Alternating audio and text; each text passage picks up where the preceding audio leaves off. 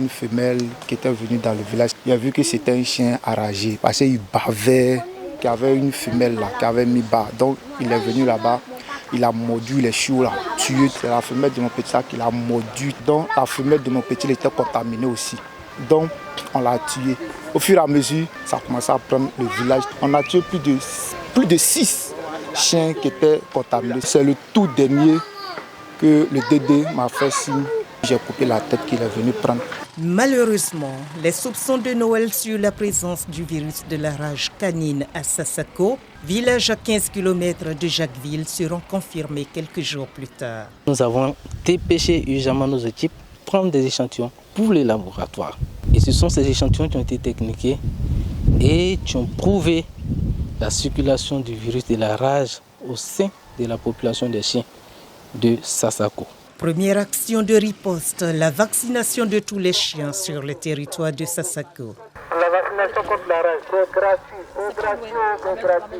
Venez vacciner vos chiens. La stratégie mise en place, le porte-à-porte avec 5 équipes composées d'agents du ministère des Ressources animales et halieutiques, ceux de la santé et de l'hygiène publique. Bonjour monsieur. Comment vous allez? Très bien. Vous avez déjà l'information relative à la campagne de vaccination des chiens? Oui. Cette vaccination, c'est contre la rage parce que déjà, on a enregistré un cas de rage canine chez vous ici. Vacciner les chiens gratuitement contre la rage, on dit merci. Je sais qu'il y a beaucoup de chiens qui errent dans le village. C'est pas sécurisant parce qu'ils se promènent partout, on ne sait jamais. Cette épineuse question de la divagation des chiens n'est pas propre à Sassako. Les statistiques nationales estiment la population canine en Côte d'Ivoire à environ 9 millions. La moitié est composée de chiens errants, probablement non vaccinés, constituant ainsi des réservoirs de zoonoses.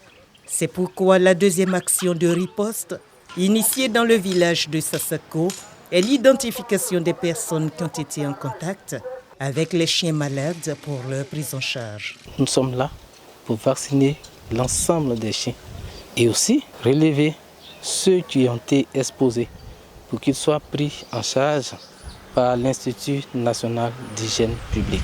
Vous avez entendu dire que certains ont consommé la viande de chiens suspects de rage.